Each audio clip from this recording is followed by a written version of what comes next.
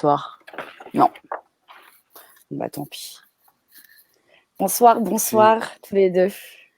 Bonsoir, Merci d'être là, Forétiquement parlant. J'avais besoin de vos éclairages et de vos opinions à tous les deux qui sont précieuses pour les abonnés, pour les militants.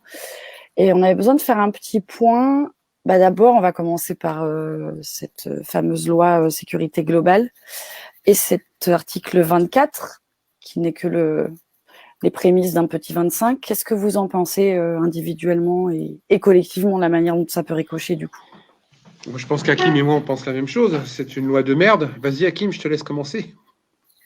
Tu as fait une bonne introduction. C'est une loi de merde. Et personnellement, d'ailleurs, il n'y a pas que l'article 24, moi, qui me pose problème. Je suis d'accord avec toi. Il y a beaucoup d'autres articles, notamment les articles de 1 à 6, qui vont donner des prérogatives aux polices municipales. Et ça peut avoir des incidences très, très, très fortes, notamment sur le fait que dans ces articles-là, il est clairement dit que désormais, les gens de la police municipale, à partir du moment où ils sont au-delà de 20, vont pouvoir mener des investigations. Et ils vont pouvoir faire des choses que aujourd'hui seule la police nationale est capable de faire. Et ça pose de vrais soucis, puisque la police nationale, jusqu'à preuve du contraire, est aux ordres du pouvoir judiciaire. Or, la police municipale, elle, est aux ordres du maire. Et ça va avoir d'énormes, malheureusement, dérives possibles. Si un maire déciderait, par exemple, de garder un œil sur son opposition ou sur des personnes qui l'empêchent de mener telle ou telle activité au sein de sa mairie, il pourrait, puisqu'il aura un arsenal législatif de le faire, il pourrait se servir de sa police municipale pour mener ce type de campagne contre ses opposants, par exemple. Et ça, c'est des dérives qui sont tout à fait possibles. C'est pas du tout un délire ni quoi que ce soit. C'est très, très clairement écrit entre les articles 1 et 6. Ensuite, vous avez évidemment l'article 24. On va, je pense, en parler longuement, et qui est en train d'être réécrit, puisqu'ils se sont pris et les pieds dans le plat, et surtout, ils ont pris des manifestations. Le problème, c'est que je pense que malheureusement, les gens se focalisent un peu trop sur l'article 24, alors que nous avons aussi l'article 20, 21, 22 et 25 qui posent aussi des problèmes très sérieux, bien sûr. À partir du moment où vous autorisez, alors déjà, c'est déjà le cas, les policiers peuvent aujourd'hui se balader dans la rue avec leur arme de service, mais ils ne sont pas autorisés à rentrer dans des lieux publics. Et parce qu'ils ont pris comme prétexte le Bataclan, eh bien, ils ont mis dans cet article 25 la possibilité pour un fonctionnaire de police de pouvoir rentrer dans des lieux publics avec son arme. Et ça, c'est un véritable problème parce que, évidemment, on vous fait croire que c'est pour lutter contre le terrorisme, etc. Mais attention, et ça s'est passé dans d'autres pays, à partir du moment où vous faites rentrer une arme dans un lieu public, cette arme peut évidemment être subtilisée et on peut à ce moment-là, effectivement, mener un acte terroriste. Donc, il faut faire très attention à ce genre de choses. C'est pour ça que jusqu'à maintenant, c'était interdit. Un policier n'a pas le droit de rentrer dans un lieu public et faire comme ça un carton s'il a envie d'en faire.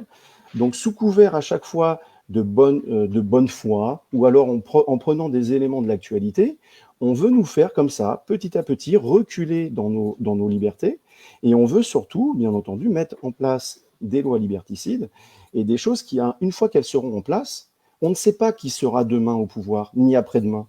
L'arsenal législatif qui est aujourd'hui entre les mains est déjà très très conséquent entre les mains du gouvernement, mais demain, ça va être que du bonheur pour des fous furieux qui pourraient ou qui voudraient continuer d'utiliser les forces de l'ordre à des fins personnelles ou à des fins politiques.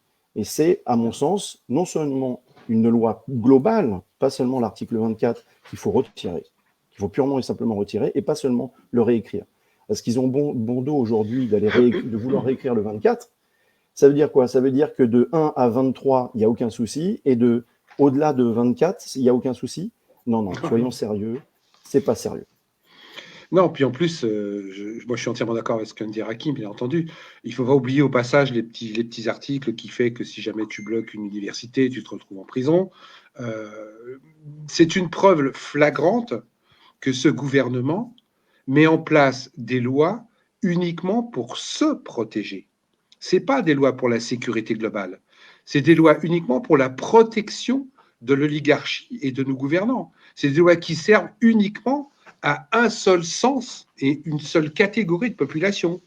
Ceux qui ont peur d'être détrônés par la masse des gens qui aujourd'hui n'en peuvent plus. Cette loi sont des lois carrément de dictature sous-jacente. On critique depuis plusieurs années des pays, on montre du doigt des pays qui, soi-disant, sont en train de fermer les libertés dans leur pays. Et nous, en France, pays, je le rappelle, des droits de l'homme, où a été écrit les droits de l'homme, on est en train de faire exactement la même chose.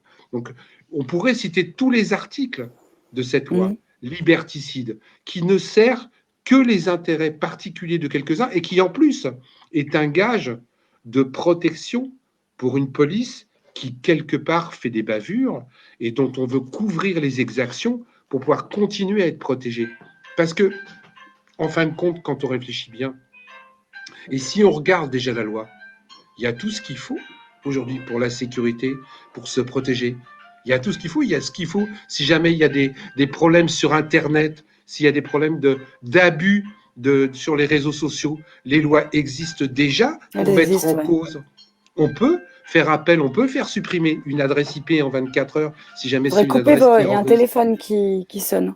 Je sais pas ouais, qui c'est le mien, il l'a arrêté. Donc ces lois-là sont des lois en plus pour surprotéger, pour sécuriser, en fin de compte, nos gouvernants qui ont peur. Et comme ces gens-là ont peur de perdre le pouvoir, comme ces gens-là sentent que la digue est en train de céder, ils rassurent un des derniers remparts qui les protège, les policiers. Et quels policiers? Une minorité de policiers. Une minorité de policiers qui sont borderline, qui font pression sur le gouvernement, qui font peur. Je le disais dans une autre interview, en fin de compte, ils ont fait caca dans leur culotte. Ils ont eu peur, ces gens-là. Et c'est pour ça qu'ils ont fait cette loi de sécurité. Mais vous savez, quand on commence à poser des lois comme ils sont en train de poser, ça veut dire qu'on veut verrouiller la population. Aujourd'hui, et regardez, on est obligé de payer pour respirer. On ne peut plus parler. On ne peut plus dire. Ils sont en train de tout verrouiller dans la société. Ils cassent le code du travail. Ils cassent la sécurité sociale. Ils cassent l'expression. Ils cassent les journaux. Qu'est-ce qui va nous rester ? Qu'est-ce qui va nous rester? Même pour respirer, il faut qu'on mette un masque et qu'on l'achète. Il y a un moment donné où on peut se poser des questions. Cette loi doit simplement être retirée. Et Hakim a raison. Il nous allume un petit feu en disant « Vous inquiétez pas, les enfants, on va réécrire l'article 24. » Mais tous les autres articles, il y a des catastrophes là-dedans. Vous vous rendez compte qu'aujourd'hui, vous allez être un étudiant, si vous investissez une université, vous risquez d'aller en prison et d'être plus condamné, je dis bien plus condamné, pécuniairement et pénalement, que si vous détournez des millions d'euros. Aujourd'hui, vous détournez des millions d'euros sur le dos des populations. Vous êtes condamné à 3 mois de prison. Vous faites une manifestation dans la rue, vous risquez d'être condamné à des années de prison, même si vous êtes un primaire. Il y a quand même un inversement des peines. Il y a un moment donné, il faut arrêter. Comment ça se fait qu'il y a un type qui s'appelle Takieddine, je crois, qui est un type qui devrait être très surveillé. Je viens d'apprendre qu'il vient de réussir à passer en Égypte. Ce type-là n'est pas surveillé, alors que nous, des gens comme Hakim et moi, sommes plus surveillés que des gens comme Takieddine, qui a quand même un malaise dans ce pays. Donc la loi sécurité globale n'est là que pour renforcer le pouvoir de ces gens-là. Et vous pensez sincèrement, quelle est votre opinion par rapport à cette loi? Elle va passer en force parce que quand on connaît la Constitution, elle part au Sénat, le Sénat la renvoie à l'Assemblée, c'est une commission mixte paritaire, mais au bout du compte, c'est pas le Sénat qui a le dernier mot. Donc, mais ça va passer, il y a que des couilles molles à l'Assemblée. Il y a que des moutons, il y a que des élus en marche qui de temps en temps poussent un code gueule en interne, mais dès qu'ils se retrouvent à l'Assemblée, ils votent comme un seul homme. Qu'est-ce que vous voulez qu'on fasse? La loi va être votée, et même pas en force. Elle va être votée en majorité. Bien sûr, d'autant que si on regarde le résultat, pour les personnes qui suivent un peu les votes en Assemblée nationale, ce que Philippe et moi nous faisons, eh bien, on sait qu'en général, les votes, allez, on va dire que vous avez à peu près une participation de 50, c'est à peu près une moyenne, 50 parlementaires dans l'hémicycle. En général, c'est à peu près ça. Ce qui signifie que Pour ceux qui ne le savaient pas encore, comme il n'y a pas de quorum et d'obligation de présence au sein de l'Assemblée nationale, si vous êtes 4 dans l'Assemblée nationale, vous pouvez voter une loi, même à 4 heures du matin s'il le faut. Voilà, un seul suffit. Donc, en général, c'est ce qui se passe. Pour cette loi, on a quand même, et ça il faut le remarquer, une forte participation de tout l'effectif parlementaire. Et ça veut bien dire ce que ça veut dire. On a quand même MoDem, UDI, La République En Marche, les Républicains et RN qui ont voté pour cette loi. Donc majoritairement, aux 3/4 de l'Assemblée nationale, ces gens ont voté. On sait que le Sénat est plutôt de couleur droite, donc, et puis ces gens-là sont tout à fait d'accord avec le contenu de ce qu'il y a dedans. Ce qu'ils n'admettent pas, c'est que l'Assemblée nationale, comme ça, se permettent de réécrire, se permettent de s'asseoir un petit peu sur les règles de la navette parlementaire, mais dans l'esprit de la loi et dans le fond, ils partagent tout à fait les idées. Donc bien sûr qu'elle va être validée, et bien sûr qu'ils seraient même capables de la durcir, parce que les Républicains, c'est pas d'étendre, et notamment sur ce type de thématique, c'est pas d'étendre. Donc bien sûr qu'elle passerait, et bien sûr que malheureusement, je pense qu'elle passera, parce que le droit aujourd'hui en France, déjà, le pouvoir parlementaire n'existe plus. Il est aux ordres du gouvernement. Le gouvernement écrit les lois. Et ça, c'est pas du tout un délire de quoi que ce soit. Il suffit juste de reprendre sur les 15 dernières années toutes les lois qui ont été écrites. Et malheureusement, 80% des lois qui aujourd'hui passent, sont votées par l'Assemblée nationale, sont des lois qui sont proposées, j'aime bien le mot entre guillemets, proposées par le gouvernement. Où est la séparation des pouvoirs? Et j'ajouterais même que quand, quelquefois, l'Assemblée nationale se rebelle et ne vote pas comme le gouvernement voudrait, ils font revoter la loi dans leur sens. Et ils ont les textes de loi pour pouvoir le faire. Donc, et en urgence en plus, dans les 15 minutes qui suivent. Donc c'est quand même, on est face à une mascarade. En fait, toutes les personnes qui s'intéressent sur le point de vue institutionnel. Moi, je ne suis pas un énergumène qui aime aller comme ça m'agacer sur des murs. Moi, je prends les textes, je les étudie, je regarde. Quand je ne comprends pas, je pose des questions à des gens qui ont la compétence, des juristes, etc. Et nous arrivons aujourd'hui, malheureusement, à constater que, évidemment, le pouvoir parlementaire, législatif, a été confisqué. Et nous sommes privés, nous, allez, je vais me considérer comme un citoyen votant, d'accord? Moi, je veux au-delà du citoyen votant. Je pense que vous le savez. Voilà. Mais admettons que je sois le citoyen votant lambda, d'accord, qui imagine que quand il a voté et quand il a élu un parlementaire ou quelqu'un qui est censé être investi d'un pouvoir législatif, eh ben je me dis cette personne, elle va avoir du pouvoir. Elle va pouvoir proposer des lois et elle va pouvoir contredire, débattre, faire peser le pour et le contre. Mais en fait, c'est faux. Aujourd'hui, le Parlement, c'est une fumisterie, c'est une mascarade. Donc aujourd'hui, nous sommes arrivés malheureusement au bout de quelque chose, au bout d'un cycle. Il est vraiment temps que cette folie s'arrête parce que les lois, il y en a un paquet. On est un pays qui a énormément de lois et comme le disait Philippe, tout est déjà en place pour protéger les policiers, pour protéger les gens sur les réseaux sociaux, etc. Mais la seule différence, c'est applique-t-on les lois qui sont en place? Non. Nous donnons, les moyens pour appliquer ces lois? Non. Et une fois que des gens sont poursuivis, sont-ils sanctionnés? Philippe vient de parler de l'affaire Sarkozy. Comment les gens qui commencent à être un peu éveillés et qui commencent à se cultiver acceptent ça? Mais ils ne peuvent pas l'accepter. C'est pour ça que certains, malheureusement, ont tendance après à dériver et à glisser vers les démagogues qui leur parlent, ou alors les populistes, les fous furieux, les gens qui leur donneraient des solutions faciles à croire, faciles à accepter. Voilà. Les gourous. Comme les gens ne savent plus vers qui se retourner, ils se retournent vers des gourous, vers des complotistes à la démagogie facile. Et comme les gros mensonges s'appuient sur quelques vérités, malheureusement, les gens plongent. Et en plus, ça arrange le pouvoir. Parce que plus il y a de versions sur quelque chose, moins on retrouve son chat, moins on retrouve la vérité. Donc aujourd'hui, malheureusement, il y a pléthore de vérités et pléthore de mensonges en même temps et sur le même sujet. Donc on ne sait plus, et on voit bien comment ça se passe. On ne sait plus, regardez comment a été traitée l'histoire de la Covid. Un coup, faut des masques. Un coup, faut pas de masques. Un coup, faut les laver à 60 degrés. Après, les masques qu'il fallait laver à 60 degrés, ils sont jetables. Après, ils sont jetables, il faut les garder 10 jours. Les gens ne savent plus sur quel pied danser parce qu'on nous sert tous les jours une nouvelle salade. Et ça, c'est grave aussi. Parce que les gens savent alors plus. on va en parler de ça. Je voulais rebondir avec vous là-dessus. Effectivement, la gravité de la situation anxiogène. Mais juste pour clôturer, Vas-y. tous les députés qui voteront la loi sur la sécurité globale seront responsables d'une mise en place d'une dictature en France. Oui, toi, tu veux les responsabiliser tout de suite. C'est clair. Il faut qu'ils sachent que derrière, quand les journalistes seront mis en prison, quand vous ne pourrez plus vous exprimer dans les journaux, quand les médias, même comme les réseaux sociaux, seront complètement verrouillés, ça sera en partie à cause de cette loi qu'ils vont améliorer après, comme dit Hakim.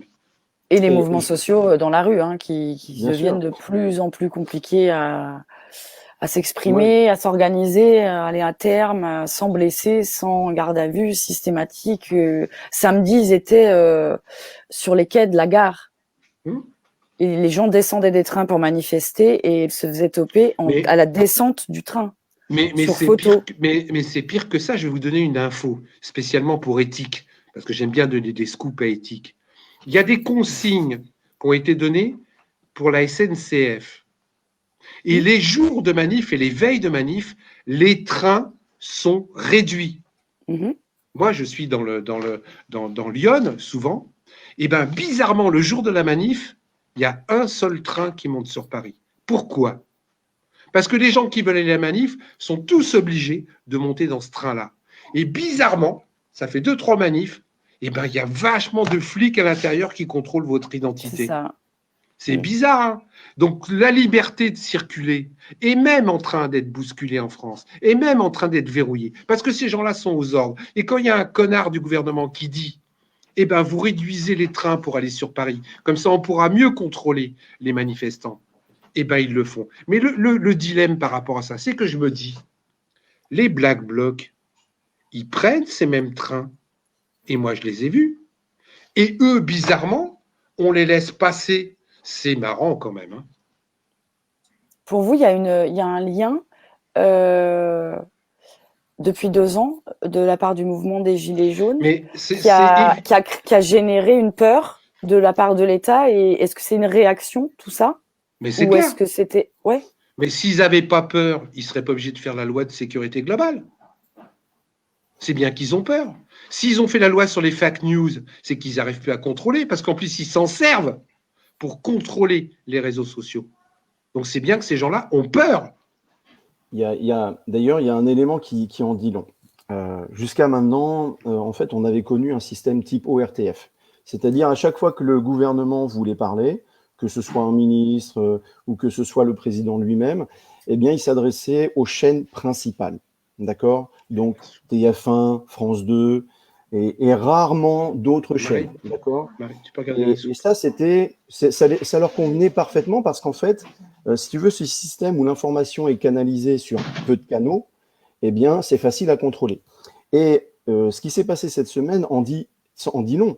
Que Macron soit obligé d'aller sur la chaîne brute, une chaîne média web, pour soi-disant aller parler à la jeunesse. Bien sûr, Canal+, mais nous, on le sait, mais bien sûr. 10 millions d'euros par an par l'État, brut. Tout compris, bien sûr. Mais si tu veux, ils changent d'attitude. Pourquoi? Parce qu'ils ont des conseils pro, la télé, ou alors c'est plutôt des gens qui ont plus de 50 ans. Et il faut aller il faut aller vous adresser à des jeunes. Alors moi, ça m'a fait rire qu'ils considèrent la chaîne brute comme étant une chaîne qui s'adresse à des jeunes. Mais bon, ça montre à quel point déjà ils sont déconnectés de la réalité, mais ça, passons. Et à partir de là, qu'est-ce qui se passe? Il se passe que ces gens-là, en fait, se rendent compte que l'information leur échappe. Le contrôle de l'information leur a échappé, mais c'est trop tard. Qu'ils le veuillent ou non, que je le veuille ou non, que je trouve ça bon ou pas bon, l'information aujourd'hui n'a plus de frontières. L'information n'a plus de temps. Et ça, c'était le projet subversif de ceux qui avaient déployé et démocratisé l'outil Internet. Ils voulaient justement court-circuiter les censures, court-circuiter tout ce qui se faisait. Et ça, tant qu'ils avaient, on va dire, un peu le contrôle sur ça, à la chinoise, ils étaient un peu contents. Sauf que maintenant, c'est terminé. Aujourd'hui, des chaînes se créent, des chaînes multiples et diverses et variées, avec des angles de traitement divers et variés, avec évidemment des idéologies diverses et variées, et ça, ils ne savent plus le gérer. Ils ne savent plus le canaliser. Et donc, ils sont en panique. Et c'est pour ça que quand vous êtes le dieu Jupiter, que vous voulez vous présenter comme le dieu Jupiter, ça marche quand vous êtes Louis XIV et que vous êtes au XVIe siècle, enfin au XVIIe siècle. 17. Mais voilà, mais au XXIe, ça peut plus fonctionner. Ça ne peut plus. À chaque fois que vous dites quelque chose, vous êtes contredit, il y a un fact-checking. Parce qu'il faut bien se dire une chose, c'est que la personne qui a fait la loi contre les fake news était elle-même une des plus grandes pourvoyeuses de fake news. Et ce qui est assez drôle, c'est qu'ils ont été obligés même d'arrêter certains systèmes de fact-checking à l'intérieur des journaux de presse écrite et télé, parce qu'ils se sont rendus compte que le gouvernement faisait lui-même de la fake news. Donc, à ce petit jeu-là, ils se sont pris les pieds dans le tapis, et aujourd'hui, ils sont bien embêtés. Parce que qui serait malin aujourd'hui pour dire ce qui est une fake news ou pas, sachant que lorsque vous parlez de dossiers extrêmement complexes, avec des ramifications à l'international, parfois il vous faut 15 ans pour démêler le vrai du faux. Donc, on ne peut pas se poser en censeur à un instant T et dire « ça, c'est une fake news ». Ça marche pas. Et dans notre société très ouverte, où l'information circule et tout se sait à un moment donné, ça ne peut plus fonctionner. Et ça les met dans une panique, mais alors dans une panique telle qu'ils ne savent plus comment contrôler cette information. Donc qu'est-ce qu'ils font? Ils font des lois. Et ils font des lois qui bloquent l'information, tout simplement. Alors justement, on en vient à cette masse d'informations qui circulent librement, qui permet d'émanciper, d'échanger, évidemment, mais on assiste aussi à énormément de thèses complotistes et un attrait pour ces thèses. Comment s'explique-t-il sociologiquement, d'après vous, cet attrait comme ça? C'est pas compliqué. Hein. À partir du moment où les gens n'ont plus de racines, ne savent plus où poser les pieds, eh ben, ils se créent leurs propres racines et ils se créent leur propre maison. Vous regardez aux États-Unis, qui est un pays neuf, le nombre d'églises évangéliques. Il y en a à tous les parce que les gens n'avaient pas de racines. Donc, il fallait bien qu'ils s'en créent. Eh ben, on a le même phénomène. Comme les gens ne croient plus, entre guillemets, à l'institution et au pouvoir, et que tout est fait pour qu'on n'y croit pas. Les gens se rabattent sur le premier gourou qui passe, sur le premier type un peu charismatique qui parle bien et qui porte beau, comme a fait Macron. Je vous rappelle que Macron, quelque part, c'est un début d'illusion, de miroir aux alouettes. Le mec qui est jeune, on s'est fait baiser par la droite, on s'est fait baiser par la gauche. On a un type qui est jeune, qui sort de nulle part, qui a eu une vie un peu bizarre, qui est un banquier, et ben on vote pour lui. Mais aujourd'hui, on est dans le miroir aux alouettes. Et malheureusement, les complotistes, il va y en avoir de plus en plus. Et moi, c'est ce qui me fait peur. Ce qui me fait peur, c'est qu'il y ait un type qui débarque et qui soit un gros et qu'embarque tous les gens dans quelque chose de pire que ce qu'on a aujourd'hui. Si on peut avoir pire. Ah oui, ça, on peut avoir pire. Ça, il n'y a aucun doute. Et là où le problème du complotisme, tu sais, ça, c'est un vrai sujet de fond, un vrai sujet de société. Parce que malheureusement, alors c'était Lepage qui avait dit ça, j'avais bien aimé cette phrase il y a quelques années. Il avait dit, le problème dans les théories complotistes, c'est ceux qui en voient partout et ceux qui en voient nulle part. C'est Franck Lepage, hein. Oui, Franck. Oui, ouais. Pardon, excuse-moi, oui, Franck Lepage. Et ça, c'est vrai. Pourquoi? Parce que ne vivre que dans une théorie du complot massive, etc., mais quel drame, et vivre dans une bulle où il n'y aurait jamais de complot, mais quelle naïveté. Donc, à partir de là, bien sûr, la vérité est entre les deux. Bien sûr qu'il y a des complots, bien sûr qu'il y en a eu, et bien sûr qu'il y en aura. Mais la définition d'un complot, c'est que justement, elle est sournoise, elle est difficile à déceler, et c'est des années plus tard qu'on le sait. Quand les gens commencent à délier les langues, quand ils commencent à dénoncer des choses. Des complots, il y en a eu plein qui ont été annoncés, qui ont été divulgués par le passé. Pour lutter contre les complots, c'est la transparence. Il n'y a pas mieux que la transparence. Or, dans un monde dans lequel nous sommes, où la transparence a été perçue comme de la dictature, moi je dois vous rappeler que c'était sous le gouvernement Hollande, on a fait des manifestations contre Valls, parce que je me souviens parfaitement qu'il avait annoncé que être transparent sur ce que font les députés, sur ce que sont les gens, etc., comment ils utilisent l'argent public. Eh bien, tout ça, c'était la dictature de la transparence. Vous vous rendez compte Oui, ils que supportaient les pas. Scandinaves, bien sûr, que les Scandinaves osent renvoyer un ministre parce qu'il a utilisé la carte bleue à des fins personnelles. C'était la dictature de la transparence. Mais de qui se moque-t-on? La transparence, c'est un atout pour les démocraties. C'est-à-dire, d'autant plus, Hakim, que dans notre société, la transparence, on la demande aux petits. Le petit, lui, il peut rien truander. Le petit, il est obligé de tout déclarer. Le petit, il est hyper surveillé. Le petit, sur sa carte vitale, il y a tout. Le petit, quand tu écris tes impôts aujourd'hui, tu n'as même plus besoin. Tout est mis. Ils savent tout. Ils savent où tu as travaillé, ce que tu as payé, etc. Et tu l'as sur ta feuille d'impôt. Donc la transparence aujourd'hui, elle n'est malheureusement valable que pour les petits. Et ça, c'est pas logique. On devrait l'avoir pour tout le monde. Et donc, quand tu prives les gens de transparence, je parle des citoyens, sur l'action publique, sur l'action politique et sur l'action publique de manière générale, quand il n'y a pas de transparence sur comment certains projets ont été votés, sur certains, je sais pas moi, bâtiments ont été construits, des autoroutes, etc., comment l'argent public est utilisé.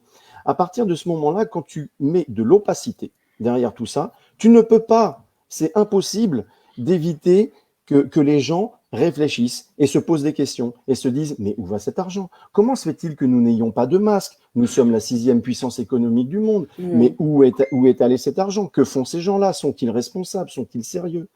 Et le problème, c'est qu'à ne pas vouloir répondre clairement, à vouloir mentir en permanence, à vouloir faire de la démagogie, parce que Macron est un bon démagogue, hein, c'est un sacré démagogue.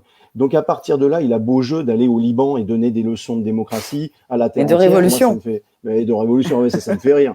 Mais ça me fait rire. Ou alors de parler de violence policière à l'étranger ou de donner des leçons à la police américaine, alors qu'il n'est pas fichu. Il a seulement reconnu jeudi soir qu'il y avait des violences policières. Non, mais on croit délirer. Après 3 ans de manifestations et 2 années de gilets jaunes avec des incarcérations, des mutilations. Il y en a encore 800 derrière les barreaux. Je veux dire, les gens qui sont dupes. Vas-y, Philippe. Je dis, et encore, il l'a reconnu uniquement, rappelez-vous, pour faire plaisir. Mais bien sûr. Oui, pour pas jouer à un jeu il fallait parce que le samedi dernier avait été tel à Paris et puis l'annonce les samedis en fait reprenaient les rituels des mouvements sociaux, donc il était bien obligé de se positionner aussi. Il y a eu l'affaire de Michel, le producteur, qui est arrivé là-dessus. Je crois aussi qu'une fois de plus, ils ont eu peur.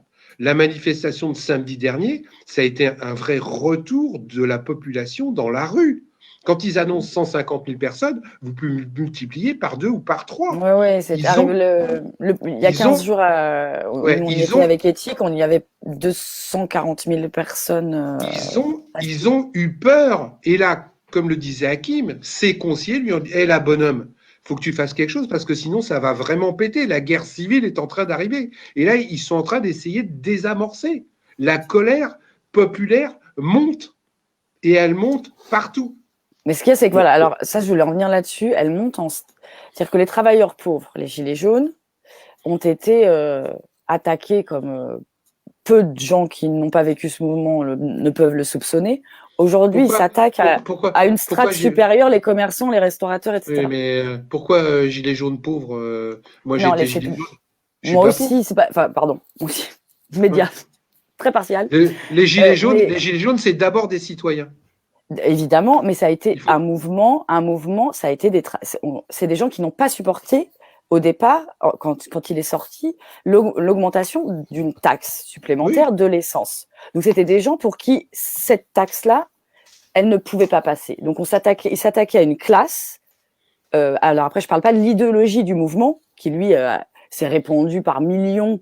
Mais est-ce qu'il n'y a pas est-ce que l'État n'est pas en train de sinistrer toutes les classes?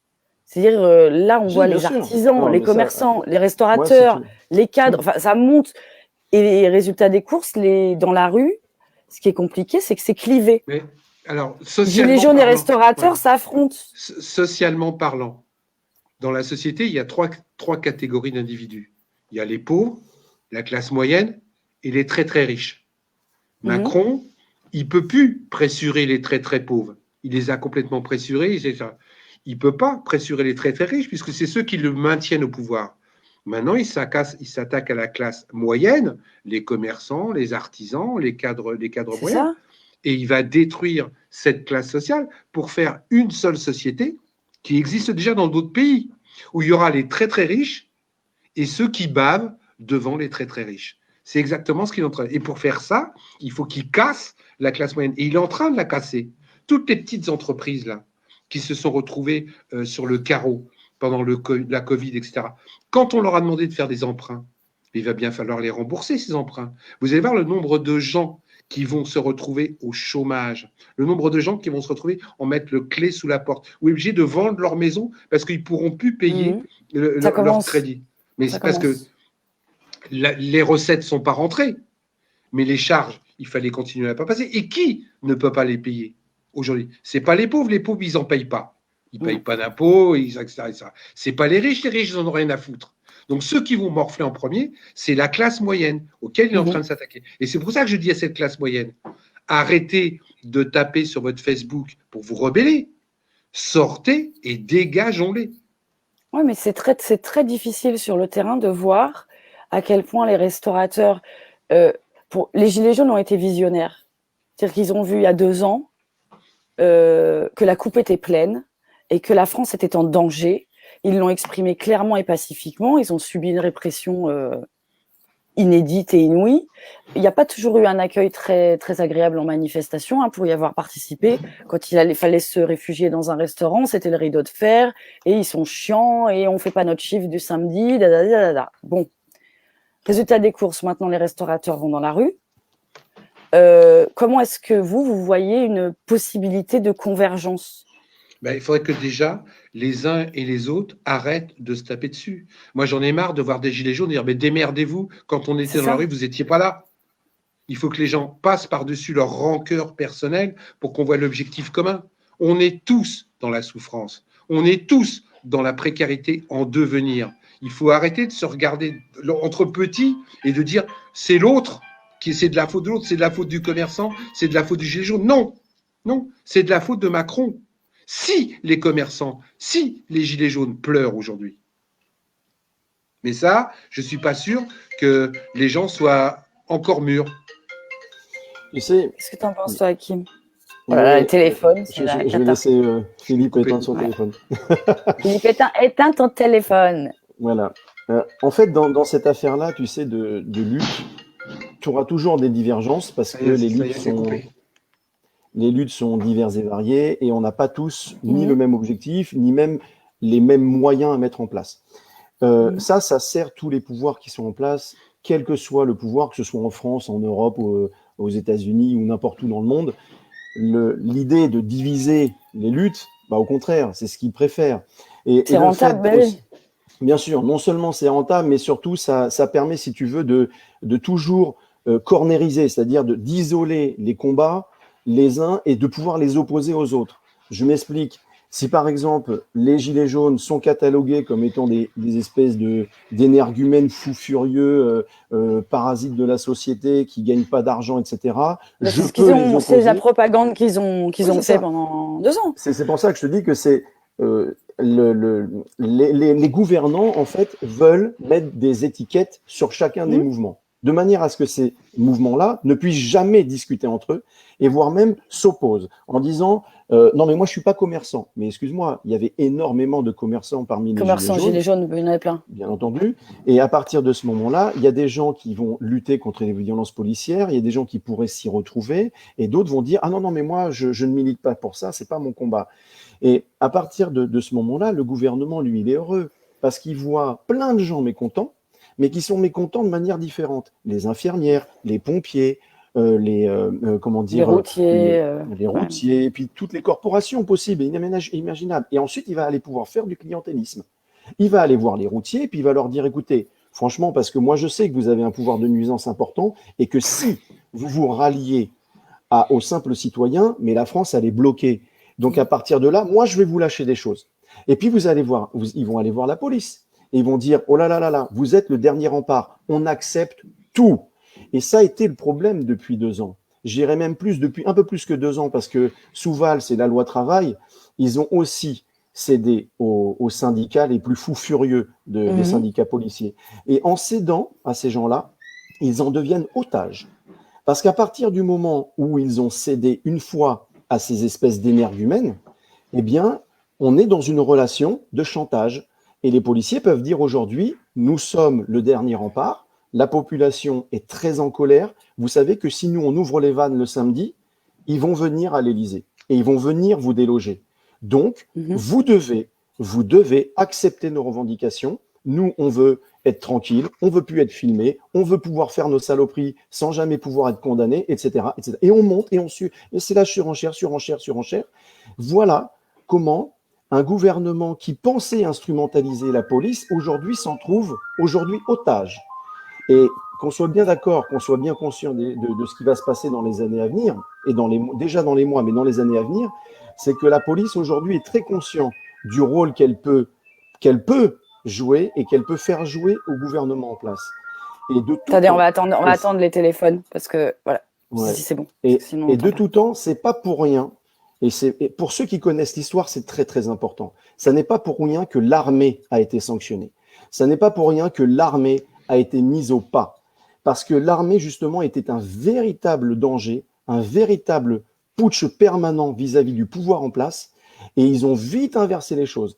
Attention, il faut que la police soit exactement sous le même contrôle d'un pouvoir citoyen. Nous devons, nous citoyens, aussi pouvoir contrôler notre police. Parce que si elle est si les gouvernements sont les otages de la police, si les gouvernements sont les otages de syndicats fous furieux extrémistes, je crains malheureusement que les prochaines manifestations, que les prochains mouvements sociaux, et on n'est qu'au début de ça, parce que tu as bien compris que aujourd'hui l'exaspération elle est complète. Je crains malheureusement que les gouvernements en place se servent d'eux comme d'une milice. Et ça s'est passé en France il y a quelques décennies, et il n'y a aucune raison que ça ne se repasse pas. Aucune raison. Et moi, je suis un enfant d'immigrés, et je sais très bien ce que la police coloniale a été capable de faire dans les anciennes colonies. Donc, qu'on ne vienne pas me dire que la police, c'est une police républicaine, quand elle n'a jamais été capable de respecter les propres engagements sur lesquels elle s'est engagée. Et quand je me rappelle très bien d'un Jérôme Rodriguez, qui était allé sur BFM TV, dans l'émission Hanouna, et qui s'était retrouvé à côté d'un député En Marche qui est ancien responsable du RAID, que tu connais bien, Philippe, et que ce mec-là a osé lui dire « Vous ne connaissez pas l'histoire de la police française et vous n'avez aucune notion historique du rôle que la police a joué. » Alors, excuse-moi, moi, je connais très très bien le rôle de la police française depuis sa création, depuis Louis XIV. Et donc, on va arrêter de nous faire on va arrêter de maratiner. Les seuls qui se sont opposés, qui se sont rebellés au pouvoir, ça a été les militaires. La police a toujours été dans le sens des gouvernants. Toujours. Donc, il va falloir à un moment donné que les brebis galeuses, comme ils les déclarent, comme ils les nomment, au sein de l'institution policière, eh bien, il faut que ces gens-là soient sanctionnés. Il faut que l'IGPN fasse son vrai travail. Et là, les citoyens reprendront confiance en leur police. Mais aujourd'hui, je suis désolé, quand on voit tout ce qui s'est passé, et quand maintenant que le président le dit qu'il y a des violences policières, maintenant que le ministre de l'Intérieur est capable de dire qu'il y a des problèmes systémiques, que va-t-on faire? Que vont-ils faire? Reste-t-il otage de ces syndicats extrémistes ou vont-ils accepter de rénover complètement cette institution qui est, je le répète, indispensable à toute démocratie et indispensable à tout citoyen? Nous ne pouvons pas et nous ne devons pas avoir peur de notre police parce que la police est là pour nous protéger et nous servir. Et si ces gens-là ne font pas leur travail, qui va nous protéger? Qui nous servira? Qui va nous défendre? Et qu'elle fasse son boulot, c'est-à-dire qu'elle est censée faire son boulot avec les moyens qu'elle est censée faire, et pas qu'elle soit l'otage d'extrémistes au sein de sa corporation et qu'il pense plutôt défendre un policier plutôt que défendre un citoyen. Parce que ce qui s'est passé avec les histoires, Michel, j'ai oublié son nom, désolé pour lui, qu'est-ce qui se passe? Pendant 3 jours, c'est mis sous un tapis. Et si vous n'avez pas de vidéo, il est en tôle, ce mec-là. Parce qu'ils font tous des faux témoignages. Et en plus, ils lui disent, il a essayé de nous prendre notre arme pour nous tuer. Et si tu regardes les vidéos, il y a même pire qui a failli se passer. C'est que quand tous les autres qui sont arrivés en renfort de leurs 3 collègues, ils les ont mis en joue et ils ont voulu les tuer. Donc, il faut bien prendre conscience de ça. Attention, nous avons aujourd'hui un climat, un contexte économique explosif, social explosif. Les politiciens ont instrumentalisé une force qui est la force de l'ordre. Ils l'ont instrumentalisé à des fins purement démagogiques et purement politiques. Le problème, c'est que maintenant, ils se sont fait déborder. Et la question pour tous les citoyens aujourd'hui, c'est peut-on encore avoir confiance dans les gens qui sont censés nous protéger, mais nous protéger de qui et de quoi? Et ça, c'est un vrai sujet. Il va falloir absolument que tous les citoyens se posent la question. Ah bah oui, et bien sûr. Mais comme dit Monsieur Assange, le meilleur moyen de garder un secret, c'est de ne pas en avoir, et le secret d'État ne devrait pas exister. Ça n'existe pas. Donc, à partir du moment où les citoyens découvrent qu'il y a des secrets, eh ben, tout est possible. Et effectivement, la police est d'une telle violence en face aussi, parce qu'on se demande ce qu'elle protège à ce point. Enfin, c'est fou. La police, elle ne protège pas. Elle sécurise les gens en place. Il faut arrêter de dire que la police protège. Aujourd'hui, la police ne fait plus son beau jeu de protection. Elle fait un boulot de sécurité, uniquement c'est du maintien de l'ordre. Uniquement pour protéger nos gouvernants. Je rappelle, et pour confirmer ce que dit Hakim, c'est que la rafle du Veldiv à une certaine époque là, n'a pas été faite par la police allemande. Hein. Elle a été faite par la police française. Et je vais vous donner un autre scoop pour Ethic News. Je sais que vous aimez bien. Quand on parle de protéger la police, aujourd'hui, il y a une réforme de la retraite pour tout le monde, sauf pour les militaires. C'est vrai. Macron a été les voir pour leur donner des garanties qu'ils ne toucheraient pas à leur système de retraite particulier. Et ce n'est pas gratuit. Je vais vous donner un deuxième par rapport à la police. Tout le monde sait, et vous l'avez lu dans la presse, que les heures supplémentaires chez les policiers ont explosé depuis 2 ans. Je dis bien explosé. Et que quelque part, le gouvernement ne peut pas les payer. Vous me suivez? Vous m'écoutez bien? Eh bien, ils ont trouvé, il semblerait, je dis bien il semblerait parce que je me méfie, une petite combine. C'est-à-dire qu'aujourd'hui, il y a des policiers qui peuvent partir à la retraite 10 ans avant. Ils ont converti les heures supplémentaires au fait que tu restes chez toi jusqu'à ta retraite. C'est pas beau la façon dont on gère notre police et dont on les brosse dans le sens du poil, justement pour être sûr que si jamais il y a un problème, ces gens-là puissent les protéger. Et quand on vous dit qu'on a mis au pas l'armée, ils ont mis au pas l'armée. Ils ont viré tous les gens qui étaient susceptibles, entre guillemets, de se rebeller pour avoir une armée bien docile, pour avoir une police bien docile. Quand vous voyez ce qui s'est passé samedi, avec 500 Black Blocs qui se sont attaqués rue Gambetta à une banque qui a été bien abreuvée par les médias. Moi, je ne suis pas un type très intelligent, mais je me dis, putain, les policiers, ils arrivent à nasser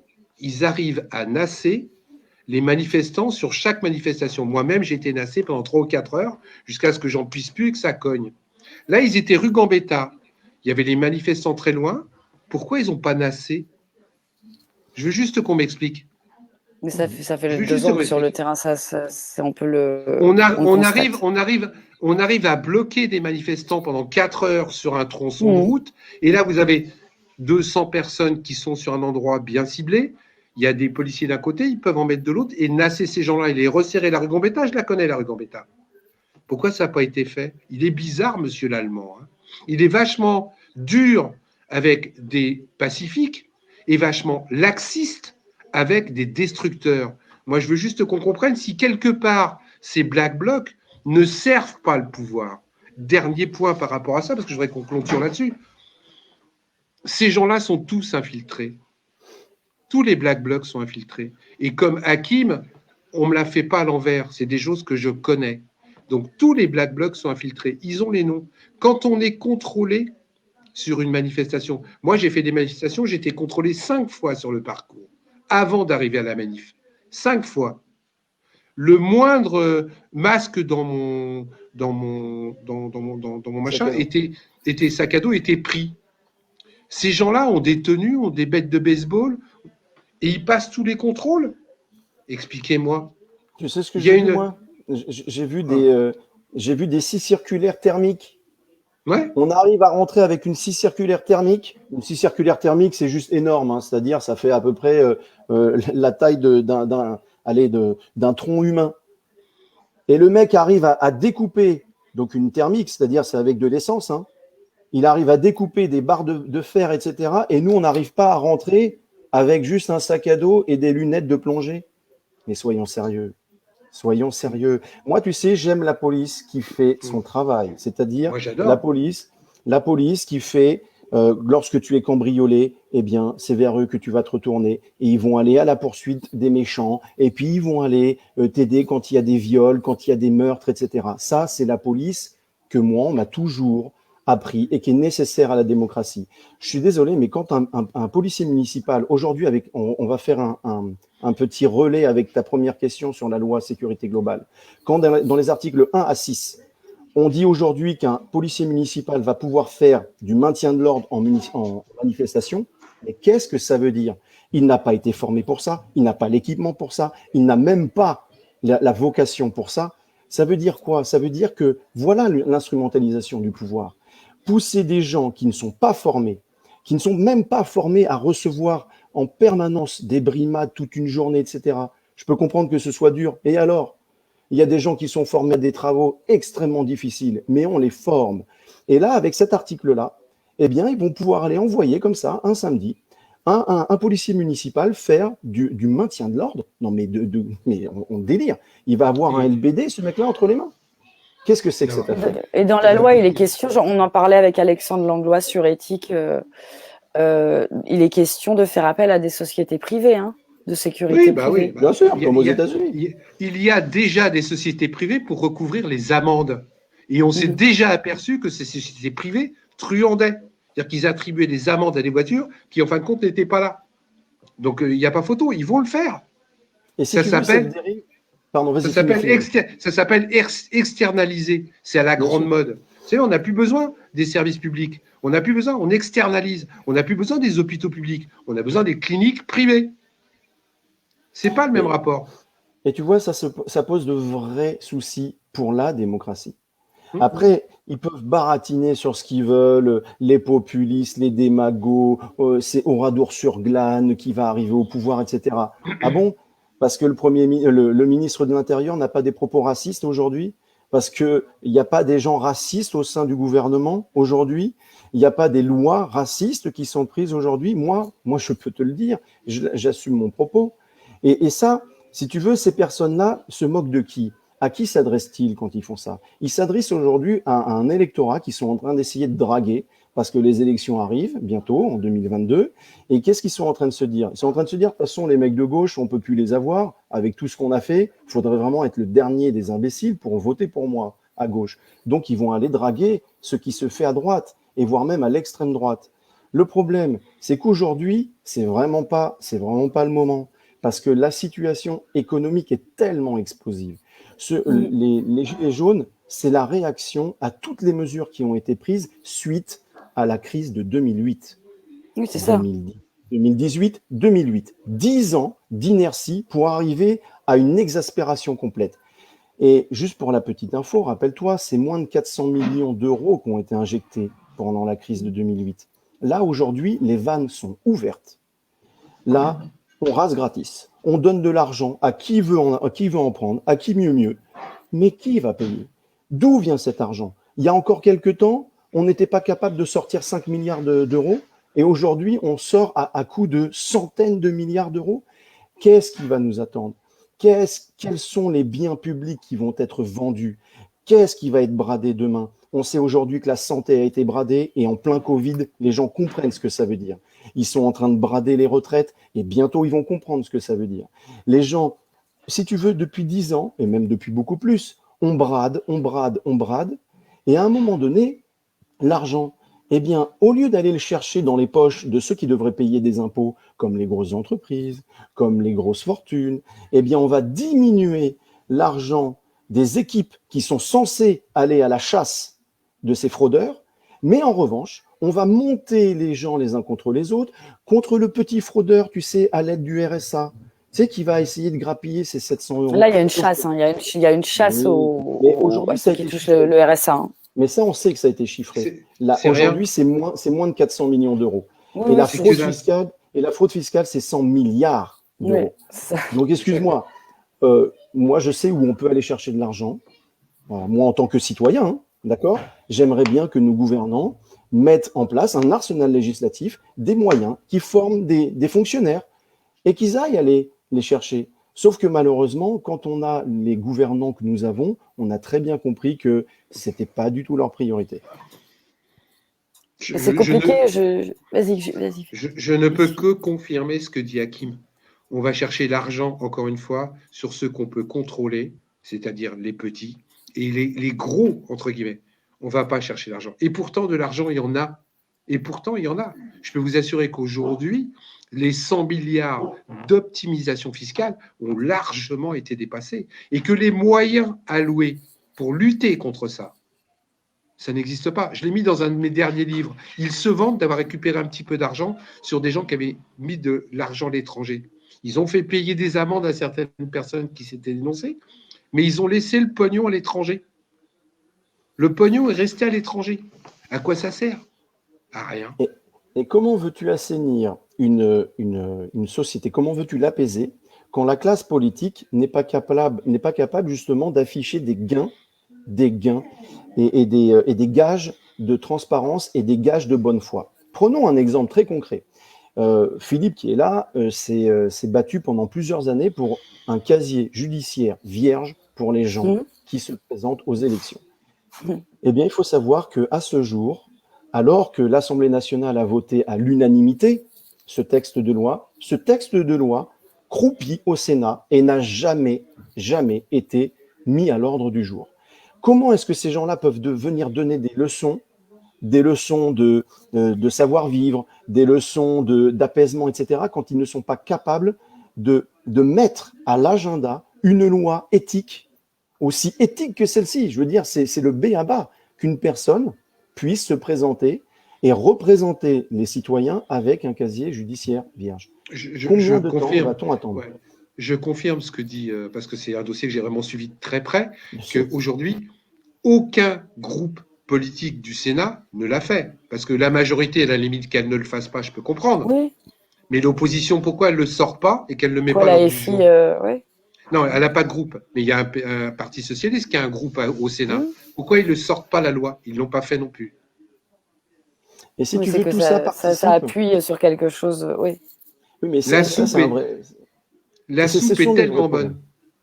La soupe est tellement bonne pour tous ces gens-là que même si des types qui pourraient être honnêtes au début, dès qu'ils mettent le doigt dans la politique, deviennent des corrompus de l'alimentaire. Je dis bien des corrompus de l'alimentaire. Parce que on s'habitue vite au luxe. On s'habitue vite à 9 000 € par mois. On s'habitue vite à la voiture, à la bouffe gratuite, aux honneurs. Et ces gens-là ne veulent pas le perdre. Donc, ils sont prêts à avaler n'importe quelle couleuvre et surtout à mettre de côté leur propre conscience. Quand vous les voyez en particulier, vous dites « ouais, c'est dégueulasse ». Mais quand ils sont à l'Assemblée, ils le votent ou ils vont aux toilettes quand il s'agit de ne pas le voter. C'est aussi grave. Aujourd'hui, les membres de l'Assemblée nationale, la plupart des parlementaires, n'ont plus aucune couille. Et quand je dis aucune couille, je ne fais pas de féminisme, qu'on se met d'accord. Ils n'ont plus de courage, ces gens-là. Le courage de leur conscience, le courage de leur éthique. Et c'est ça qu'il faut qu'on retrouve. Et malheureusement, on n'en trouve plus. On n'en trouve plus. Parce qu'en plus, les gens sont cons. Pardon. Quand je vois qu'aux dernières municipales, la plupart des mecs pourris, dont on sait qu'ils sont pourris, ont été réélus haut la main. Haut la main. Alors peut-être qu'avec 17% des voix, mais ils ont été réélus haut la main. Moi, je deviens fou. Pourquoi voter pour des Copé, pour des Guérini, pour des Bédier, etc. Pourquoi voter pour ces gens? Vous savez que c'est des truands. Mais les gens te disent « Oui, mais le mien, c'est pas pareil. » C'est une question d'un abonné de Robert, Suc ou Su, je pense que ouais. Il demande pourquoi l'opposition ne porte pas plainte au Conseil constitutionnel quand l'AREM et le président de l'Assemblée nationale trichent. Faut leur poser la question à eux. Moi, j'ai pas la réponse. Hein. Alors après, il y a aussi une réalité, c'est que les lois aujourd'hui ont été bien faites de manière à ce que, de toute façon, quoi que tu fasses, c'est déjà, l'Assemblée nationale qui a le dernier mot, et donc Oui. le gouvernement. Parce que c'est ça qu'il faut bien comprendre, c'est qu'aujourd'hui, les alinéas qui ont été rajoutés au fur et à mesure, et pas, je ne parle pas de la Constitution, je parle des règlements des assemblées, et notamment le règlement de l'Assemblée nationale. Comme disait tout à l'heure Philippe, lorsque le Parlement a mal voté, le gouvernement a la possibilité de dire, eh ben non, non seulement on va revoter, mais en plus on va revoter comme moi j'ai demandé à ce qu'on vote. Donc à partir de là, le Parlement, qu'est-ce qui se passe? Il ne sert plus à rien.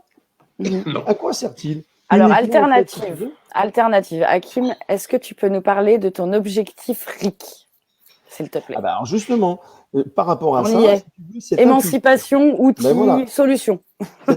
cette impuissance. Si tu veux, moi, je suis l'inverse d'un anti-parlementariste. C'est-à-dire, je pense que non seulement notre régime devrait être un régime parlementaire, parce que le régime présidentiel est arrivé à bout de souffle, il a eu son temps, il a vécu avec un De Gaulle, à une époque où tu avais 80-85% de la population qui était derrière lui. Aujourd'hui, quand tu as 18% de la population qui vote pour un président, tu ne peux plus assurer un régime parlementaire. Donc déjà, il faut que le Parlement retrouve son pouvoir, mais je parle le Parlement, le sérieux, c'est-à-dire l'Assemblée nationale, le Sénat. Moi, je ne suis pas un anti-Sénat et un anti-parlementariste. Donc, il faut que ces gens-là aient le pouvoir. C'est important. Le pouvoir législatif, la loi doit être faite par des parlementaires. Ensuite, il faut que les citoyens puissent rentrer, parce qu'ils ne sont jamais entrés dans la ronde, jamais, puis il faut qu'ils puissent y rentrer. Et il faut qu'ils puissent y rentrer par la grande porte, pas par la petite fenêtre du KGB. C'est-à-dire, il faut qu'ils passent par la grande porte avec une émancipation citoyenne, avec une prise de conscience. Lorsque des lois sont faites à l'Assemblée nationale, nous devons être informés. Nous devons savoir où en sont les débats. Nous devons savoir quels sont les enjeux. Nous devons comprendre les tenants et aboutissants d'une loi. C'est très important. Nous devons savoir qui se cache derrière l'écriture de la loi. Est-ce que c'est un lobby? Jusqu'à preuve du contraire, les lobbies ne sont pas interdits. Donc, pourquoi ont-ils autant peur d'afficher la couleur? Pourquoi ne disent-ils pas que c'est eux qui écrivent avec leurs mains la majorité des textes de loi? Donc ça, c'est important qu'on le sache. Qui fait quoi? Ensuite, les médias doivent être ultra transparents. Les règles, si tu veux, des médias dans une démocratie, c'est la santé de la démocratie. Lorsque les médias sont totalement mensongers, producteurs de fake news, complotistes même, moi je n'en ai rien à faire du mot, eh bien à partir de là, tu ne peux pas avoir de démocratie. C'est pas possible. Donc il faut que tout ça rentre comme ça dans une logique et le citoyen doit y trouver sa place. Et le RIC, bien entendu, c'est un moyen de rentrer par la grande porte. Attention, c'est pas le seul moyen. Mais en tous les cas, c'est le premier moyen qu'il faut mettre en place pour que justement les paroles puissent se libérer, que les transparences puissent se faire, que les financements, parce que c'est important aussi de savoir qui finance une loi, qui va être le grand gagnant d'une loi. Ça, c'est très, très important. Que les médias puissent informer plutôt que manipuler. Ça, c'est aussi très important. Donc ça, le RIC, c'est ce qu'évidemment, moi, je demande à corps et à cri. Il faut que les référendums puissent être mis en place. Le RIC, évidemment, ça n'est pas qu'un seul RIC, ça n'est pas que faire des lois ou que parler de la Constitution, c'est aussi bloquer des lois. Par exemple, le RIC suspensif. Donc typiquement, les gens qui ne seraient pas d'accord avec la loi sécurité globale pourraient tout à fait dire, nous avons aujourd'hui un RIC suspensif, nous avons 30 jours dans lesquels nous pouvons mettre des juristes, des avocats, des personnes qui sont réellement des experts, qui puissent travailler sur le sujet, et on va essayer de motiver la population pour qu'on bloque cette loi. Ça, c'est le RIC suspensif qui est en place en Suisse. Et jusqu'à preuve du contraire, ça fonctionne et ça n'a jamais fait basculer la Suisse dans une horrible dictature chilienne. Donc, ce que je veux dire par là, c'est que les citoyens doivent reprendre le pouvoir dans le bon sens du terme. Ils doivent trouver leur place en tant que citoyens éveillés, et citoyens éveillés et éduqués. Et tu éviteras toutes les thèses complotistes. Tu éviteras les dérives démagogiques. Oui, mais on regagne en confiance, donc si on regagne en confiance, on questionne moins parce qu'on a confiance. C'est la frustration qui envoie les gens vers les extrêmes. Christophe, qui est un fidèle, que j'embrasse d'ailleurs, que je connais un peu, demande que pensez-vous de la 6e République, Hakim, et sa constituante telle que proposée par le FI. Le RIC et cette proposition sont très proches, non. Surtout que la proposition FI n'est pas fermée à amélioration. Oui, alors bon, qu'on parte vers une 6e République, enfin une 6e Constitution, là c'est clair et net. Moi, j'ai plus d'état d'âme. Cette 5e qui présentait bien à l'époque et qui a toujours de bons articles, on pourra les réutiliser dans une 6e République, ça c'est pas un problème. Mais aujourd'hui, elle donne beaucoup trop de pouvoir à une clique, parce qu'aujourd'hui, je considère que c'est une clique qui pourrait avoir des tendances mafieuses. Et aujourd'hui, les textes de loi leur permettent de pouvoir exprimer comme ça. Ils ont une panel de choses qu'ils peuvent utiliser pour pouvoir exprimer un petit peu la mainmise qu'ils pourraient avoir sur un pays. Et que ce soit, attention, gauche, droite, centre, extrême, je m'en contrefiche. Donc oui, il faut la réécrire. Attention, réécrire, ça veut dire quoi? Ça veut dire que la 6e République ne doit pas être pire que la 5e. Parce que la 5e, elle présente bien. Philippe. Ouais, il y a son maître qui arrive. Je vais être obligé de vous laisser dans un peu de temps, moi. De toute façon, on ne va pas tarder. Je voulais juste te demander, Hakim, comment on fait pour rejoindre ton projet qui s'appelle Objectif RIC? Nous, on a mis le lien là aux abonnés. Très bien. Donc c'est cette plateforme qui permet de coécrire. Donc, on discute en fait des modalités du RIC, donc de savoir ce qu'on veut mettre derrière le mot RIC. C'est gratuit, c'est ouvert à tout le monde. Donc, l'idée, c'est de pouvoir justement essayer de réfléchir. Coupe ton micro, Philippe. C'est de pouvoir réfléchir à des modalités, donc à comment on peut le mettre en place, comment les choses doivent se faire dans la légalité. Et ça, c'est très important. Donc, c'est une plateforme où vous pouvez venir discuter des propositions qui ont été faites par des gens ou même poser vos propres propositions. Et l'idée, c'est que la plateforme a été pensée de manière à ce que ce ne soit pas la foire d'empoigne, ce n'est pas le grand bazar. Il y a des processus qui font que vous posez une proposition, vous expliquez s'il y a des demandes de clarification et on les amende, etc. Comme on pourrait construire un texte de loi. Parce que donc ça vaudra le coup qu'on en reparle et que tu le présentes de manière bien sûr. Plus donc voilà, je vous invite à y aller. Et puis, et Objectif RIC, on vous a mis le lien. Et toi, ton actu, Philippe, on en parle à chaque fois. Gilet au bout de mes rêves, au théâtre. Alors, les dates. Par des gilets jaunes, pour des gilets jaunes, avec des gilets jaunes. 60 personnes pour sur scène, des people. Ouais. Tout le monde, ça va se passer à Lille. Normalement, c'était le 17 janvier, mais là, je pense qu'on va être plus vers avril à cause de la Covid. Et c'est une autre façon de se battre, c'est une autre façon de trouver des formes de combat. Il y a un DVD qui va être fait, il y a Manu qui est sur scène, il y a Christophe Ettinger, il y a une pléiade de gens, il y a Geneviève, il y a Hakim qui va peut-être revenir, il y a plein de gens. Et c'est vraiment Éthique qui vous filmera sur le terrain. Et on relaiera et on donnera la parole aux GJ qui sont montés sur les planches, c'est courageux. C'est l'histoire des Gilets jaunes depuis 2 ans. Ouais, on a hâte de vivre ça tous ensemble. Et juste Charlie, il n'y aura pas Bigard. Ouais, non, il n'y aura pas Bigard. Il y a Yvan Le Bolloc, il y a Jean-Robert Lombard, il y a Jean Lassalle, il y a plein de gens sympas. Oui, il y a plein de monde. Juste par rapport au RIC, c'est la même chose que le casier judiciaire. Pourquoi ils en ont peur? Si le RIC était mis en place et que tout se passe bien, on n'en a pas besoin. Mais il est là. Mais il est là. Vous vous rendez compte que les élus sont les seules personnes qu'on ne peut pas révoquer. Il y a des abonnés qui disent attention, n'oubliez pas les dom-tom. On ne peut pas les révoquer. On n'oublie pas les dom-tom. Comme pour le casier judiciaire vierge, et je vais vous laisser là-dessus, pourquoi ils ont peur?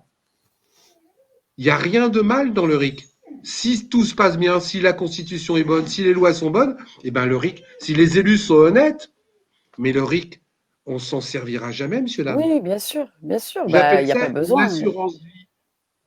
J'appelle ça une assurance vie. Et quand tu prends une assurance vie, c'est pas pour mourir. Mais par contre, s'il y a un accident, tu sais que tu es protégé pour ton assurance vie. Donc le RIC, c'est une espèce d'assurance vie démocratique. Et c'est aussi ce que ces gens-là ne veulent pas. Ils ne veulent pas nous donner une assurance vie démocratique parce que eux veulent garder le pouvoir uniquement pour eux. Voilà. Toujours, tout au long de l'histoire de France, c'est toujours une question de partage. Toujours, toujours. Et je pense que Hakim et moi, on est plus pour une société de partage. Je pense que eux sont plus pour une société de profit. C'est là où ça colle pas.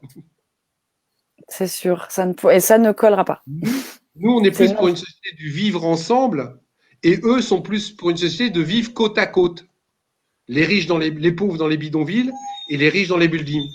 C'est pas la même société qu'on veut. Oui, mais aujourd'hui, on est dans un face-à-face maintenant. Si les gens ne s'en rendent pas compte aujourd'hui, attention, demain, vous allez pleurer.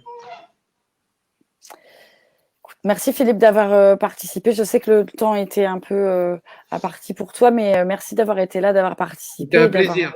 Hakim, je t'embrasse, à bientôt. Et éthique, continuez les enfants. Bisous. T'inquiète, bisous. Ciao. À bientôt.